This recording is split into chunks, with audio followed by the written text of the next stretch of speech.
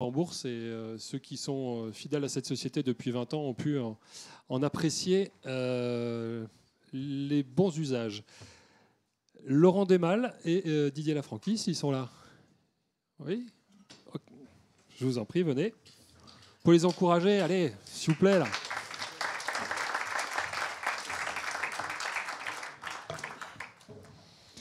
Alors, le rachat de l'entreprise par les salariés n'est pas crédible. Laurent Desmal, je précise que donc, la société Les Ailes, c'est une entreprise qui fabrique, conçoit, installe des fenêtres en PVC. Vous êtes installé dans les Vosges, c'est bien ça.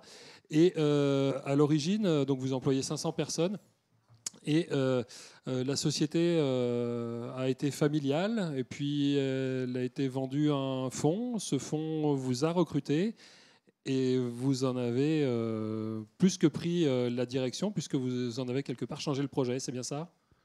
Oui, alors vous venez de résumer 80 ans d'histoire, mais c'est à peu près ça. Hein. 42 secondes. Pas mal, hein? Ouais, c'est ça. Donc on a été créé en 1946, après la fin de la guerre. Les nazis avaient détruit le village en partant, et donc il a fallu le reconstruire. Et cette idée nous a bien plu. L'entreprise s'est créée pour reconstruire le vivre ensemble. Et donc 50 ans d'histoire familiale, puis 15 ans de grands groupes, la Pierre Saint-Gobain. Donc on est passé de la PME familiale à 600 mètres d'altitude dans les Vosges au grand groupe international. Puis 15 ans, enfin 12 ans de fonds d'investissement. Et puis depuis 2021, avec l'aide d'Equalis Capital, on est devenu salarié et actionnaire de notre entreprise avec les 500 salariés. Merci. Didier Lafranchi, donc vous êtes directeur exécutif ingénierie, bâtiment et eau au sein d'Artelia, c'est ça, j'ai bien dit? Absolument. OK. Et donc vous avez racheté l'entreprise en LMBO. Alors vous allez nous expliquer ce que c'est, parce que vous étiez donc minoritaire au sein du groupe. Mais en fait, en 2003, on appartenait au groupe CGIS qui a jugé que ce n'était pas une bonne idée de nous garder au sein du groupe et qui n'était pas à nous vendre à une ingénierie concurrente. Et à l'époque, notre président a eu la bonne idée de se dire maintenant, nous, on n'accepte pas que vous nous vendiez, on se rachète. Et donc, on a fait un premier LMBO avec un partenaire financier à hauteur de 51% et une soixantaine de collaborateurs actionnaires de ce premier LMBO. Et ça, c'était en 2003. Et en 2023, on vient de conclure notre 6e opération actionnariale. Voilà. Donc, l'actionnariat salarié, ça se fait. Racheter son entreprise, ça se fait. Mais ça se planifie, il faut avoir une vision. Enfin, ça s'organise. Voilà. Donc vous avez tour à tour intégré des fonds, puis vous les avez dégagés. Vous étiez tantôt à 100%, tantôt... Disons que quand ça se passe bien, ils n'ont pas vraiment envie de partir. Donc je ne sais pas si on peut dire qu'on les a dégagés. Non, je ne dirais pas ça, mais pour les sortir, ça peut coûter un peu cher. Et puis on a eu aussi des périodes où on s'est dit que c'était bien d'avoir autour de la table un investisseur financier ultra minoritaire au cas où on aurait besoin de faire une très grosse opération actionnariale, une opération de croissance externe. Bon, finalement, ça ne s'est pas passé comme ça et on est redevenu actionnaire à 100% de l'entreprise. Voilà. Peut-être 2 chiffres. À l'époque, premier LMBO, on était de l'ordre de 600 collaborateurs. Et aujourd'hui, on est 8600. Voilà. Et on reste, le capital est détenu à 100% par les collaborateurs et les salariés. Parce que la distinction a été faite ce matin entre le management, voilà, le management détient combien et j'allais dire les salariés qui ne prennent pas part à la gouvernance, eux, détiennent quelle part du capital? Alors à l'heure actuelle, c'est en gros 15% pour les salariés. Tous les salariés français et italiens du groupe peuvent être actionnaires via le FCPE. Et les 85% sont détenus par 1300, 1400 managers. Très bien, merci. Laurent Desmal, j'ai résumé rapidement les choses, mais il me semble que le projet, j'allais dire, ce n'était pas forcément pour vous de devenir le PDG de cette entreprise sur le long terme. C'est un projet que vous avez mûri entre-temps, c'est ça? Sur le long terme, j'espère le rester un petit bout de temps encore. Oui. La retraite n'est pas tout de suite, mais l'idée, c'était de de réinscrire au cœur de l'ADN de l'entreprise ce qui était, enfin dans l'ADN capitalistique, ce qui était déjà dans l'ADN philosophique. On parlait tout à l'heure de l'affecto societatis. On est vraiment là-dessus. Nous, on avait des salariés qui étaient fondamentalement attachés à leur entreprise. Il faut savoir que la Paire Saint-Gobain, quand ils ont voulu nous vendre au fonds d'investissement, qui a eu lieu, et ils voulaient séparer l'entreprise en deux. La seule grève qu'on a eue dans l'histoire de l'entreprise, c'est les salariés qui ont refusé que leur entreprise soit coupée en deux. Donc c'est leur entreprise. Hein, donc la question se pose, à qui appartient l'entreprise? Est-ce qu'elle appartient à ses salariés ou est-ce qu'elle appartient à ses actionnaires? Les actions de travail sont intéressantes d'ailleurs là-dessus. Mais c'est une question philosophique, purement. Et puisque c'est leur entreprise, on peut avoir différentes façons de penser c'est mon entreprise. Pour combien d'entre eux, quand vous avez annoncé le projet, ça passait par l'actionnariat, par l'achat d'une action au moins de leur entreprise? Combien vous ont suivi? Alors, on a fait de l'unilatéral, donc 100% des salariés, les 500, étaient actionnaires. Il faut savoir qu'on est dans une pyramide des compétences qui est quand même très, très écrasée. Hein. On a beaucoup d'ouvriers, beaucoup d'États, mais assez peu de cadres. On est à 600 mètres d'altitude dans des vallées vosgiennes, à 50 km d'Épinal. Déjà, Épinal d'ici, c'est loin, mais alors à 50 km d'Épinal, c'est encore plus loin. On n'a pas le train et on l'a même pas voulu le train. On a refusé le train là-bas. Ça c'est snob. Ça c'est snob. C'est classe, c'est classe. Mais alors, maintenant ça coûte cher. Hein, donc tout ça pour dire que l'attachement à l'entreprise, il est ontologique, quoi. Enfin, il est depuis le temps. Donc c'était juste de traduire dans le capital cette dimension qui était de tout temps chez les salariés. Donc moi, en arrivant, l'entreprise avait souffert de sa levée de fonds. Hein. Le LBO avait coûté très cher. Il avait été levé avec un levier de quasi 80% de dette. Donc, juste avant la crise. Ben, ça se faisait beaucoup à ce temps-là. On est en 2008. Hein. Enfin, 2008, juste avant le monde d'avant 2008. Donc voilà, du coup, ben, on a toujours gagné de l'argent, mais on a failli y passer. Donc l'actionnat salarié, c'était cette dimension-là de réinscrire dans l'ADN une dimension ontologique et également réinscrire l'entreprise dans de la résilience. Donc, parce que le seul actionnaire qui est le plus résilient, c'est ses salariés. Là, on est sur un point clé qui est celui de la crédibilité du rachat. Dans un cas comme dans l'autre, quelle a été la réaction de vos partenaires? Le premier partenaire auquel je pense, c'est le partenaire bancaire, c'est celui ou ceux dans lesquels on a ses comptes en banque. Quand vous leur avez annoncé ces projets à vos époques différentes, comment est-ce qu'ils ont perçu la chose? Est-ce qu'ils ont cherché à vous en dissuader ou vous ont dit mais pas du tout, c'est formidable, allez-y? Alors je pense qu'ils ont doublement été d'accord puisqu'ils sont devenus nos partenaires. Puisqu'on a 5 fonds d'investissement à nos côtés en minoritaire, c'est 5 banquiers et ce sont nos 5 banquiers et des banquiers locaux. Quand bien même on parle de BPI, BNP, etc., c'est des banquiers qui sont locaux, en tout cas leurs représentants. On a des banques régionales en tout cas. C'est leur dimension régionale pour qu'ils soient complètement partie prenante des mêmes dimensions que nous, c'est-à-dire l'emploi local, les centres de décision en province, etc. Les réalités locales, parce qu'on a des réalités évidemment à tout point de vue qui sont très, très dépendantes de notre géographie, même si on est sur tout le territoire. Donc les banquiers étaient complètement partie prenante. Ils ont même trouvé ça créateur de valeur, puisque nous, quand on a repris l'entreprise, on sortait d'une conciliation, voire techniquement, on était encore en conciliation. Hein. Donc pour que et les salariés et les partenaires financiers nous accompagnent, c'est qu'ils avaient une confiance importante dans le projet.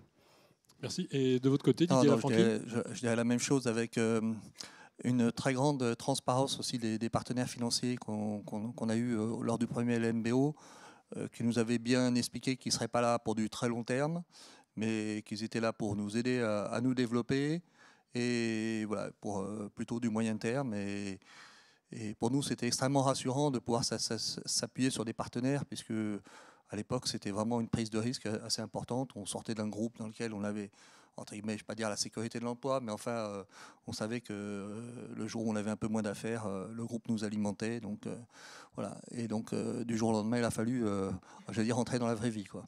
Vous avez parlé en introduction de planification.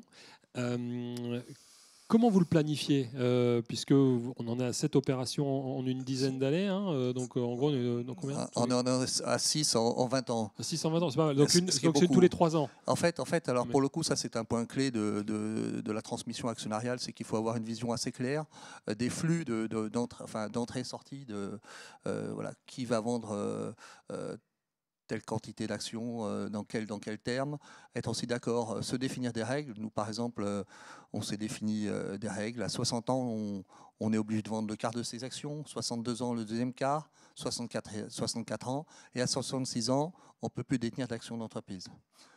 Si on quitte l'entreprise, on vend ses actions. Voilà, donc en fait, l'idée, c'est de ne pas se retrouver à être acculé avec finalement autour de la table des actionnaires qui sont ou dans lesquels l'actionnariat serait extrêmement regroupé sur des personnes qui, pour certaines, seraient plus dans l'entreprise et dont l'intérêt premier, ça serait de vendre l'entreprise au meilleur prix. Voilà. Merci pour cette précision. Est-ce qu'on a une question pour nos invités ? Non, bon, mais moi j'en ai une quand même. De nouveau pour vous, Didier Lafranchi. Est-ce que les personnes qui vous approchent, des investisseurs qui viennent vous voir pour intégrer votre capital, ont une appréhension par rapport à ce management des actions en interne, à la gestion des actions en interne? Disons que pour l'instant, vu qu'on n'a pas besoin d'investisseurs, la question se pose pas. C'est dit, hein. Voilà. Non, mais la question se pose pas vraiment. Maintenant, on n'en a pas besoin aujourd'hui, mais on en aura peut-être besoin ou après-demain. En fait, je pense que ce qui rassurerait un investisseur, c'est d'abord les résultats du passé, voilà, des résultats assez réguliers. C'est la diversification métier, la diversification géographique, et puis surtout la cohésion du management, du fait de cette particularité d'avoir finalement un intérêt collectif, un intérêt général sur la bonne marche de l'entreprise. Et je prendrai peut-être deux exemples. Un premier exemple, voilà, lors de la crise du Covid, on s'est fait très peur, hein, tous. Voilà. Et alors quand on à la fois dans le même panier, sa rémunération, ses salaires, ses primes, et qu'on est et l'actionnariat, et une partie de l'actionnariat de l'entreprise, on se fait encore plus peur. Et en fait, finalement, on est capable assez rapidement aussi de prendre des décisions collectives fortes, de se dire par exemple, voilà, on gèle la valeur de l'action, on n'y touche pas, ou on change les règles d'âge pendant 1 an, etc. Donc d'avoir des choses assez, entre guillemets, assez souples. Merci. Laurent Demal, de votre côté, vous avez une population ouvrière, vous le disiez. On a remarqué ce matin dans la présentation qui nous était faite dans le baromètre que cette population ouvrière, non cadre en tout cas, n'était pas forcément celle qui avait le plus d'appétit pour les achats d'actions. Comment est-ce que les choses se sont faites chez vous? Parce que, pour rien vous cacher, voilà, je viens d'une famille aussi ouvrière et il n'aurait pas forcément été dans l'état d'esprit de mes parents de vouloir acheter une action de l'usine dans laquelle ils travaillaient, quand bien même ils étaient fiers d'y travailler. Ouais, c'est une vraie question. On est quand même dans une population où quand on parle de chiffre d'affaires, ils pensent que ça veut dire résultat. Hein. Non, mais c'est un fait. Il faut en prendre la mesure. Donc en fait, l'idée, c'était de ne pas leur dire qu'ils allaient devenir les patrons de la boîte. C'est un danger, hein, parce qu'ils peuvent confondre les choses. Et c'était de leur vendre un projet. Le projet, c'était de leur dire, on a subi, on a vécu, c'est selon, 3 actionnariats très différents. On a besoin d'inscrire l'entreprise dans la durée. Hein. On est dans un village qui fait vivre l'entreprise fait vivre le village. Donc c'est le voisin, c'est le cousin, c'est le grand-parent qui peuvent rester dans le village parce qu'il y a une usine. Donc tout le sujet, c'était de leur dire, en inscrivant l'actionnariat dans les salariés, il y aura toujours des salariés. Une famille, ça peut avoir des perturbations liées aux hiérarchies, aux dynasties, on va dire. Les fonds, ça veut du court terme plus que du long terme. Les grands groupes, ça dilue la capacité entrepreneuriale et la vision stratégique, clairement. On avait des patrons qui passaient tous les 2 ans et qui géraient plus leur carrière qu'autre chose. Donc, j'ai fait 30 ans de grands groupes, donc je peux le dire tranquillement. Donc, c'était de leur dire, on va retrouver notre maîtrise de notre temps long, on va récupérer la maîtrise des valeurs qu'on crée et comment on les crée, et dans quelle durée on les crée. Et donc, pour eux, ça leur parlait normalement, parce qu'on est dans un métier et dans un territoire où les valeurs... on vient du bûcheronnage, hein, donc voilà, on connaît le temps long des arbres. Donc voilà, on a remis ça au cœur de la vie de l'entreprise, tout en lui donnant les moyens de se développer, puisqu'effectivement, on a eu très peu de dettes. Les actionnaires financiers qu'on a sont en fonds propres, donc durée indéterminée, nous accompagne pour qu'on devienne majoritaire, même si on a les droits majoritaires de vote, et on a une dette nette très, très, très faible, voire négative. Donc on a les moyens de se développer. Donc c'était leur dire, on inscrit l'entreprise dans le développement et la résilience. Merci. Une question? Oui, monsieur. On va vous donner le micro, comme ça les gens qui nous suivent sur Internet peuvent vous entendre. Bonjour Didier, rebonjour.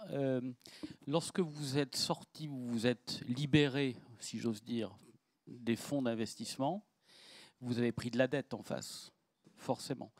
Jusqu'à quel niveau de levier maximal vous êtes-vous autorisé à aller? Première question. Deuxième question, jusqu'où le FCPE, l'actionnariat salarié, vous a évité de vous surendetter? Et troisième question, qu'est-ce que vous regrettez maintenant que vous n'avez plus de fonds? Et je tiens à dire que mon fonds d'investissement qui est dans la salle, ça se passe super bien. So far, so good. Je vais démarrer par la dernière. Qu'est-ce qu'on regrette de la part du fonds? Je dirais pas grand-chose, mais pour être tout à fait objectif, ils nous ont bien aidés. Et je pense qu'à la fin des 4 ans de partenariat, tout le monde y a trouvé son compte. Je veux dire, ils ont fait les marges qu'ils avaient imaginé faire, et même sans doute mieux. Et nous, ils nous ont offert finalement un grand confort, je veux dire presque un grand réconfort. Et ils nous ont, au bout de 4 ans, on s'est dit, ben oui, finalement, c'est vivre, on s'est volé de nos propres ailes. Donc, on peut leur tirer aussi un grand coup de chapeau. Ils ont pris des risques avec nous. On aurait pu aussi se planter. Donc, voilà, enfin, c'est pas, moi, je suis pas tellement le. Je suis pas contre l'investisseur qui vient autour de la table à partir du moment où il est fréquentable et où les règles du jeu sont claires, quoi. Ensuite, le FCPE, nous, on a toujours eu la volonté d'avoir un FCPE qui ne dépasserait pas les 15%. Voilà. L'ordre de grandeur, on s'est dit, parce que l'inconvénient du FCPE, alors l'avantage, c'est que tout le monde peut. Alors, je vais parler pour les Français, hein, c'est pas vrai dans tous les pays, mais finalement, chaque collaborateur de l'entreprise peut être actionnaire via ce FCPE. L'inconvénient, c'est qu'il y a des notions de liquidité qui peuvent être très embarrassantes quand l'entreprise va mal. Parce que finalement, l'opération actionnariale, c'est bien, mais c'est bien, il faut déjà que l'entreprise soit capable de gagner de l'argent. Et la première question, je l'ai oubliée. Alors, j'ai pas les chiffres en tête. On a toujours eu aussi le souci d'être assez raisonnable sur les niveaux de dette qu'on levait. Voilà, quand j'entends 80% de dette, enfin c'est effrayant. C'est effrayant. Voilà, je pense qu'on était plutôt dans les 30, peut-être 40%, mais sans doute pas plus. Voilà. Et ce qui privilégie aussi des cycles un peu courts, voilà, la possibilité aussi de faire des LBO tous les 3 ans, 4 ans, 5 ans. Voilà. On n'a jamais pris de dette déraisonnable. Laurent Demal, rapidement. Oui, alors moi les fonds, alors que ça serait un petit peu contre-intuitif avec la vision que j'ai de l'entreprise, au contraire, je suis complètement pour. Sans eux, on n'aurait pas fait le deal. Ça apporte de la liquidité, ça permet d'accompagner la montée au capital des salariés, qui nécessairement ne peut se faire que dans la durée longue, hein, on parle de dizaines d'années. Ça apporte la capacité de remettre au pot si jamais il y a des moments durs ou des croissances externes à faire. Ça accepte des conditions importantes. Nous, on a 40% et on est majoritaire en vote. Ils n'ont pas de dividendes. Il y a très peu de dettes, donc pas de levier de dette. Donc on développe l'entreprise que par son développement à elle. Ça permet aussi de faire de la liquidité. Et de revaloriser l'entreprise. On teste le marché. C'est des contre-pouvoirs. Il y a aussi l'enjeu de est-ce que le patron il a un contre-pouvoir quand il est actionnaire d'une entreprise où il n'y a que de l'actionnaire salarié. C'est important d'avoir un contre-pouvoir. On peut avoir un conseil d'administration avec des administrateurs indépendants, mais eux sont aussi des personnes qui vous challengent un petit peu par rapport à ça. Après, il faut les choisir pour qu'ils correspondent à votre ADN d'entreprise, à votre vision et à votre projet d'entreprise dans lequel vous voulez inscrire l'entreprise avec l'actionnaire salarié. Donc pour ça, ils sont... en tout cas, il y en a des très très bien, et nous, on est très contents des 5 qu'on a avec nous. Merci Laurent Demal, merci. Ah oui, alors très rapidement, parce que sinon on va prendre du retard. Allez-y, Loïc Desmousseaux. Une question pour Laurent Demal, sur le FCPE de reprise par lequel vous êtes passé et qui, à vous écouter, a été un vrai succès, l'est en tout cas pour l'instant. Comment expliquez-vous que cette formule-là n'attire pas plus d'entreprises ou d'investisseurs ? Alors déjà, on va remercier le gouvernement d'avoir voté une loi rien que pour les ailes, parce qu'on était les premiers à faire ce CPE de reprise. Merci de poser la question, parce qu'autrement j'aurais zappé. Merci à la FAD de nous avoir donné un prix pour ça. Donc on a été la première entreprise de France à utiliser le CPE de reprise de cette loi de 2019. Moi, je pense que c'est un très très bon dispositif. Il a permis beaucoup de choses. En tout cas, il collait complètement à la vision que je voulais que à la fois les salaires importants qui mettaient 1 an de salaire, tout mon codir, et puis les petits salaires qui ne pouvaient pas mettre grand-chose, que tout le monde soit le même dispositif avec pas de frottement fiscal à l'entrée, pas de frottement fiscal à la sortie, et des mêmes conditions d'entrée et de sortie. L'actionnariat, le fonds d'investissement avait permis à 20% des managers de rentrer avec 2 groupes, un qui gagnait si l'entreprise se développait et un qui ne perdait pas si l'entreprise plongeait. Vous imaginez l'homogénéité du discours. Donc là, et moi, et le plus petit salaire des ouvriers, on partira aux mêmes conditions, que ça se passe bien ou que ça ne se passe pas bien. Donc déjà, ça amène une crédibilité dans le projet, en plus d'une homogénéité dans le discours et les actions qu'il faut prendre, et la communication qui est essentielle. Mathieu en a parlé. Nous, on l'amène au quotidien. Tous les mois, les salariés, comme tout actionnaire, ont leur rapport d'activité. Que les concurrents ça leur fait une belle jambe. J'ai beaucoup plus à gagner que les salariés soient complètement conscients de ce qui est et ce qui arrive. Surtout, typiquement cette année, nous, on est dans la fenêtre, dans le BTP. On va faire un résultat exceptionnel en 2023, alors qu'on a une crise du siècle qui, il paraît, nous arrive dans le BTP dans 1 an ou 2. Arrive à tenir le discours avec les NAO qu'il va falloir décider. On est dans le très pragmatique du chef d'entreprise qui arrive dans 3 mois. Qu'est-ce que je leur dis? Moi, j'ai rien à leur dire, ils le savent déjà. Merci pour ce témoignage et merci pour cette question, Loïc Desmousseaux. Merci Didier Lafranchi, Laurent Desmalles.